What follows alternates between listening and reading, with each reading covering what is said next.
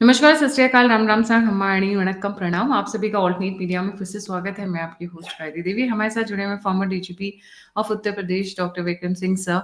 मुद्दा बहुत सेंसिटिव है सर।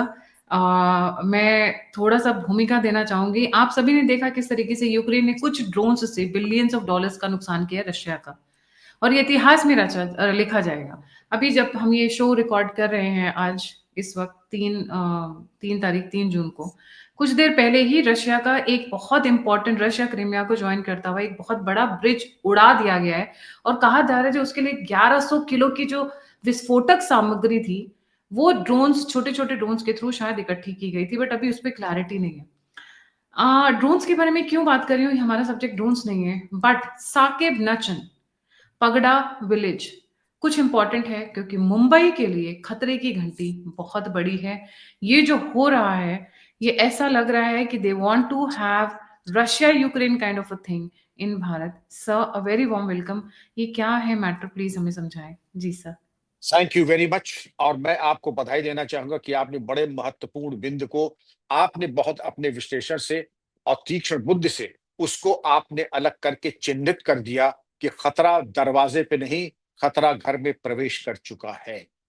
साकिब नाचन, उम्र 65 वर्ष, और ये इसके ऊपर सोमवार को यानी कल के दिन एटीएस और थाना रूरल पुलिस ने इनके यहाँ छापा डाला। अब आप पूछेंगे इनके यहाँ तो 2023 में भी छापा पड़ा था, तब भी इनके यहाँ से 44 ड्रोन, इजराइल के झंडे और आईएसआईएस के झंडे, AK-47 तलवार, इस तरीके की चीजें इन्होंने तब भी इस तरीके के बिल्कुल घोषित कर दिया था कि ये अल शाम है, पगड़ा गांव नहीं है, ये अल शाम नाम है इसका, और ये बिल्कुल मुक्त हो चुका है, लिबरेट हो चुका है।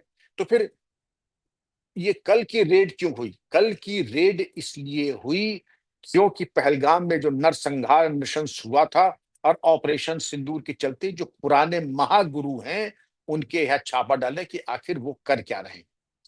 अब ड्रोन्स की बात, इसको बात में हम करेंगे क्योंकि जब ड्रोन्स 44 मिल सकते हैं इनके यहाँ आज से लगभग 2 साल पहले, और ड्रोन्स के बारे में जो भयावह स्थिति आपने बताई, आज ड्रोन सिर्फ ड्रोन्स ही नहीं, यूएवी नहीं है, उन्होंने जियो पॉलिटिकल बैलेंस को एक नया एक आयाम दिया है। युद्ध कौशल और युद्ध कला को एक दूसरे स्तर पर ले गए, उसकी चर्चा हम बाद में करेंगे कि ड्रोन अब क्या क्या कर सकते हैं। लेकिन सबसे पहले ये देखें कि जो महागुरु हैं, आज की तारीख में अगर मैं कहूं कि भारत में इनसे बड़ा महागुरु शायद ही कोई हो। अब उसके पीछे कारण क्या है? आप जितने भी चरमपंथी संगठन हैं या चरमपंथी गतिविधियां हैं, कन्विक्शंस हैं, इनको मान लीजिए कि डबल गोल्ड मेडलिस्ट ये हर चीज में रहा है। और अफसोस इस बात का है कि ये निरंतर पकड़ा जा रहा है, निरंतर इसकी आपराधिक गतिविधियां भी चलती जा रही हैं। मैं ये जानना चाहूंगा कि इसने दुस्साहस कैसे किया। और अभी हाल ही में इसने सुप्रीम कोर्ट में, और तो और अभी हाल ही में सुप्रीम कोर्ट में एक रिट पिटिशन डाली है कि आईएसआईएस के ऊपर जो प्रतिबंध लगा है वो बिल्कुल गलत है। आईएसआईएस एक चरमपंथी संगठन नहीं है। इससे ज्यादा बेबुनियाद और अनर्गल कोई बात हो सकती है? अब हम बात आते हैं इनके ऊपर। इनकी उम्र 65 साल, और ये शुरू से पूत के पांव पालने में दिखाई पड़ते हैं। ये शुरू से ही केरला के एक चरमपंथी जिहादी के संगत पे आ गए, और student Islamic movement of India यानी सिमी के ये बड़े सक्रिय सदस्य थे। और सिमी के सदस्यता के साथ साथ आपको जान के ताज्जुब होगा कि ये अफगानिस्तान पाकिस्तान भी गए, और वहां पर अफगान मुजाहिदीन के साथ ये तत्कालीन यूएसएसआर से जो युद्ध हो रहा था सोवियत रशा से, उसमें इन्होंने भाग लिया। तो आप समझ सकते हैं कि इनकी नस नस में जिहादी खून बसा हुआ है। और ये अगर अफगानिस्तान जाकर के अफगानिस्तान मुजाहिदीन के साथ यूएसएसआर से लड़ सकते हैं, तो आप इनका कैलिबर और इनकी हठधर्मिता और इनकी जिहादी माइंडसेट को आप समझ सकते हैं। गायत्री जी, इनकी गतिविधियां इतनी आपत्तिजनक हैं। ये कॉमर्स ग्रेजुएट भी हैं और इन्होंने कई उर्फियत बना रखी हैं। एक उर्फियत है रवीश, दूसरी है खालिद, और इसके अलावा तमाम उर्फियत है। तो एक जिसके मन में चौर्य प्रवृत्ति होती है, आपराधिक प्रवृत्ति होती है, वही इतने एलियसेस रखता है। उल्लेखनीय है कि जनरल जिया की K2 पॉलिसी की कश्मीर और खालिस्तान, इन दो तरीकों से हिंदुस्तान को छलनी करे, उसका भी ये सक्रिय सदस्य रहा था। और गौरतलब है कि ये 1992 में जब इसका कन्विक्शन हुआ और टाडा लगा, उसमें खालिस्तानी लाल सिंह के साथ इनका कन्विक्शन हुआ। ऐसे बड़े रेयर मौके आते हैं कि जब K2 वाले इनका कन्विक्शन एक साथ होता है। और अभी गौर कीजिए, अभी तो इनके ऊपर टाडा लगा है, अभी एक और तमगा इनको मिलेगा 10 साल बाद। तो टाडा पे ये लगा, इनके साथ जो खालिस्तानी टेररिस्ट गया था वो था लाल सिंह। ये 2001 में सजा काट करके बाहर आए। अब 2003 पे आप आ जाइए। 2003 में इन्होंने कई घटनाक्रम की। मैकडॉनल्ड्स में ब्लास्ट हुआ था, जो कि मुंबई सेंट्रल रेलवे स्टेशन के सामने, 6 दिसंबर, इसमें 22 लोग घायल हुए थे।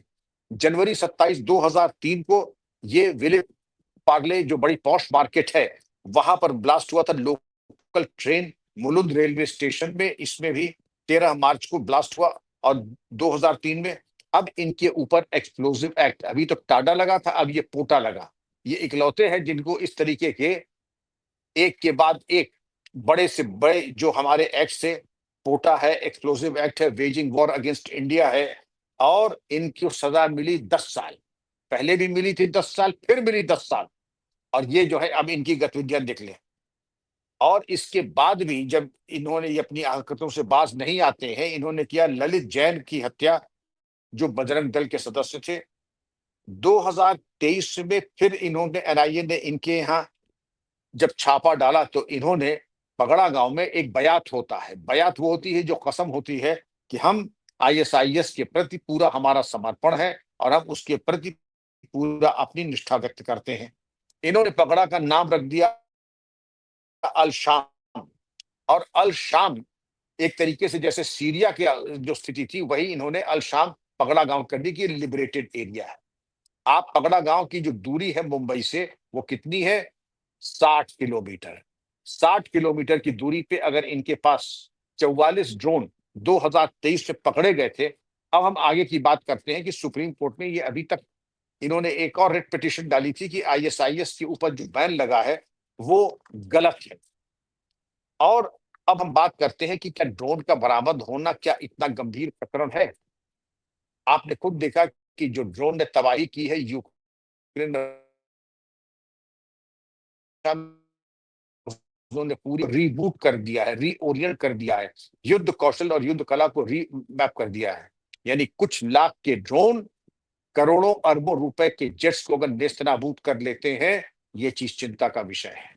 बिना फाइटर जेट्स के अगर पुल उड़ा सकते हैं और अरबों का नुकसान कर सकते हैं, तो ड्रोन टेक्नोलॉजी आज आप देखिए, ड्रोन कहां से आता है? टर्की से आता है। यूक्रेन के पास जो ड्रोन्स हैं, उनमें जो, अगर आप देखें कि मगुरा मगुरा ड्रोन्स यूक्रेन के, और एस्टोनिया का थेमेसिस ड्रोन, और चीन ने एक चिड़िया की तरह एक ड्रोन बनाया है जिसको कहते हैं ओरिनथॉप्टर्स। ओरिनथॉप्टर्स, ओरिनथो माने चिड़िया, ओरिनथॉप्टर्स। इसको ह्यूमन और रडार डिटेक्शन भी आसान नहीं है, बहुत ही मुश्किल है। फिर अंडर वाटर ड्रोन्स। इन ड्रोन टेक्नोलॉजी में अगर आप ये देखें कि जिसको कहते हैं ट्रोजन हॉर्स, ये रशिया के साथ जो इन्होंने इनके फाइटर जेट्स उड़ा दिए, इसको कहते हैं कि ये ट्रोजन हॉर्स की तो टेक्निक थी ही कि धोखे से उन्होंने पहले उनको प्रवेश किया, उस पर तो हम बाद में आएंगे। लेकिन इसको कहते हैं रशिया का ये पर्ल हार्बर मूवमेंट था। जैसे जापान ने अमेरिका के ऊपर एकदम स्टेल्थ से, धोखे से अमेरिका में पर्ल हार्बर आक्रमण किया था, उसी तरीके से ये कहते हैं कि रशिया का पर्ल हार्बर मूवमेंट है। रशिया एक महाशक्ति है, एक बहुत बड़ा सुपर पावर है। लेकिन यूक्रेन के ड्रोन्स ने जिस तरीके से, पहले तो उन्होंने ये किया कि हजारों किलोमीटर यूक्रेन और रशिया की बॉर्डर से अंदर, हजारों किलोमीटर, और उसके अंदर जाकर के उनके ड्रोन्स ने अगर उसके जेट्स को, और जो डिटेक्टिव रेंज है एआई एनेबल्ड है, एआई पावर्ड है, एआई इंजीनियर्ड है, तो उन्होंने कितनी कुशलता के साथ और कितनी एक्यूरेसी के साथ अपने टारगेट को भेद दिया, उल्लेखनीय बात यह है। तो ट्रोजन हॉर्स एक तो पहुंच गए हजारों किलोमीटर अंदर, फिर उन्होंने जाकर के रशिया के हाई सिक्योरिटी जोन में जाके उनके जेट्स को नेस्तनाबूद कर दिया। इन्वेस्टमेंट लाखों का, नुकसान अरबों का। आप समझ सकती हैं कि रशिया कितना तिलमिलाया होगा इस वक्त। अब हम बात करते हैं कि इसको आप ले आइए भारत में सीन को। पगड़ा गांव 60 किलोमीटर दूर मुंबई से, अगर इस तरीके की ड्रोन पावरिंग अगर हो जाए और इन थॉप्टर्स की तरह या एआई इनेबल्ड हो जाए या मगूरा ड्रोन्स जैसे कि इनके यूक्रेन के हैं या एस्टोनिया के थीम्स रेंज या टर्की के, और अगर इस तरीके से एआई पावर्ड हो जाए तो कितनी तबाही हो सकती है। तो लोगों ने ये किया है कि जो विशेषज्ञ हैं आर&डी के, क्योंकि भारत को ड्रोन टेक्नोलॉजी में और निवेश करना चाहिए। ड्रोन टेक्नोलॉजी में निवेश ही नहीं करना चाहिए, बल्कि उसके प्रिवेंशन के बारे में, हम क्या प्रिवेंट कर सकते हैं उसके बारे में कार्रवाई करनी चाहिए। तीसरी उल्लेखनीय चीज ये है कि ये शातिर बदमाश, आप ये देखें कि शुरू से चले, अफगानिस्तान ये जाए, पाकिस्तान ये जाए, यूएसएसआर जाकर के ये उनसे लड़े अफगान मुजाहिदीन के साथ, सीमी के ये अंसार हो गए, आईएसआईएस के ये मेंबर हो गए, अल शाम पगड़ा गांव को कहते हैं लिबरेटेड हो गया, टाडा में ये बंद हुए, पोटा में ये बंद हुए, एक्सप्लोसिव एक्ट में ये बंद हुए। मतलब भारत के सारे कानून लगा दिए, और ये ढाक के कुत्ते के दुम, टेढ़ी की टेढ़ी। सवाल ये उठता है कि ये आखिर इनके ऊपर इतनी उदारता क्यों दिखाई जा रही है। गायत्री जी, यही हजरत अगर उत्तर प्रदेश में होते तो ये, जिसको कहते हैं ना, रहता बांस है बस्ती बांसुरी, इनके सारे अरमान नेस्तना बिल्कुल खत्म हो जाते, मिट्टी में मिल जाते। इनके सारे अरमान और ये जिहादी माइंडसेट है ये हो जाते खत्म। और अल पकड़ा गया, मेरा परामर्श होगा कि इनके गांव में अब आप एक चौकी और थाना दोनों खोल दीजिए। वहां पे निरंतर पुलिस कर्मियों की परेड होनी चाहिए, वहां पीटी होनी चाहिए, वहां गोला फेंक होना चाहिए, वहां पुलिस कर्मियों की कबड्डी होनी चाहिए, और कबड्डी वहां ग्राउंड में भी हो, और इनके ऐसे जिहादियों की छाती पे भी कबड्डी होनी चाहिए, जिससे कि ये भूल जाए कि पगड़ा गांव को इन्होंने जो अल शाम कहा है, अब इनकी जिंदगी की शाम आ जानी चाहिए। ऐसे जो जिहादी तत्व हैं उनके अरमानों की शाम आ जाना चाहिए। मेरी समझ में नहीं आ रहा कि POTA, TADA, explosive act, waging war against India, वो सब लगा हुआ है, और फिर भी ये इनके इनके मंसूबे चले चले जा रहे हैं। इनके हाथ से गायत्री जी 60 लाख रुपए नकद भी मिले थे एनआईए को, 2023 के जो छापा हुआ था, इनके पास 60 लाख रुपए नकद अगर इनके पास आए तो कहां से आए, असली थे कि नकली थे, इसकी जानकारी होनी ही चाहिए। लेकिन जो लार्जर है कि पहलगाम नृशंस हत्याकांड के बाद ऑपरेशन सिंदूर में जब आपने देखा, तो आप ये देखेंगे कि स्लीपर सेल बदस्तूर ये स्लीपर नहीं है, ये अवेक सेल है। अब इस अवेक सेल को आप कैसे इसकी गर्दन, कहते हैं ना कि सांप का सर काट करके अलग हो जाना चाहिए, सांप का सर काट के अलग होना चाहिए। ये अकबरा सांप आपने छोड़ा, और आपने पहला इसका कन्विक्शन किया 1993 में, आपने 2003 में किया, और किसमें किया, सामान्य धाराओं में नहीं, पोटा और टाडा में किया, और 2023 में ये फिर फनकार के खड़े हो गए। सवाल ये उठता है क्या कि इतनी थाने पुलिस और एटीएस महाराष्ट्र क्या इतना ज्यादा अवसर दे रही है? ये तो बड़ी खूंखार एटीएस हुआ करती थी महाराष्ट्र की, तो कुछ अपने पुराने जरा दमखम को ले आए और ऐसे लोगों का फन कुचल करके इनको कर दे, मिट्टी में मिला दे। अधमरा सांप छोड़ने का कोई औचित्य नहीं है। 1993 में आपने अधमरा सांप छोड़ा, ब्लास्ट करा, 2003 में आपने अधमरा सांप छोड़ा, इसने कितने घटनाक्रम करा दिए। और उस घटनाक्रम के पीछे एक ही कारण है कि प्रदेश और पुलिस की इच्छा शक्ति का अभाव, और उस इच्छा शक्ति के अभाव में गायत्री जी इनके द्वारा इस तरीके की राष्ट्र विरोधी, मानवता विरोधी कार्रवाई की जा रही है। जिहादी माइंडसेट की तो आप पराकाष्ठा ये देख रहे हैं कि आईएसआईएस के झंडे मिल रहे हैं, आईएसआईएस के झंडों के साथ इसराइल के झंडे। हमें लगता है कि कुछ चरमपंथी घटना और इनके मंसूबों में थी, वो तो एनआईए के छापे के बाद नहीं हुए। एनआईए के रडार पे ये है, एटीएस के रडार पे है, वहां की पुलिस के रडार पे है, अब फिर भी फन काटने के इनके हौसले तो देखें जरा। अब इनके हौसलों को मिट्टी में आप कैसे मिलाएं? पहले तो इनके आर्थिक साम्राज्य को मटियामेट कर दीजिए, वो कोई बड़ी चीज नहीं है। ये इनकी जो भी सरकारी सुविधा मिलती है इनको करने बंद। सरकारी सुविधा के साथ साथ गायत्री जी इनके ऊपर ऐसी कार्रवाई करें कि ये बिल्कुल तबाह हो जाए। और ये हमारे पास तरीका भी है, क्योंकि हिस्ट्री शीट तो छोड़ दी, इनको मुस्तकिल पुलिस की निगरानी में रहना चाहिए। सरकारी सुविधा के साथ साथ इनके मूवमेंट की पूरा नियंत्रण हो, पासपोर्ट जब्त होने चाहिए, और किसी तरीके के फालतू के काम में इनको संलिप्त नहीं होना चाहिए।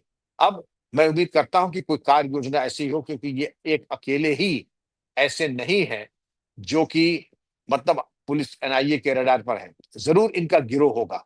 और इस गिरोह के साथ साथ ये जो अल शाम के अलम हैं, और साकिब नाचन एक अकेले तो काम करता नहीं, वैक्यूम में तो होता नहीं, गिरोह होता है।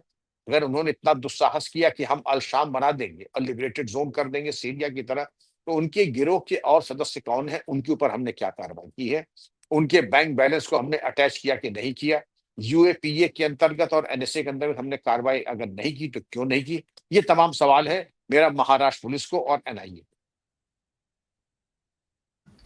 सर एक एक इंटरेस्टिंग बात है ना कि जब लास्ट ईयर हमने ये शो किया था तो उस वक्त भी हमने पूरा का पूरा पकड़ा था कि यहाँ पे आईएस मॉड्यूल पकड़ा गया था। रात को कम से कम कुछ नहीं तो 1500 से 2000 पुलिस वालों ने पूरे पगडा गांव को घेर लिया था।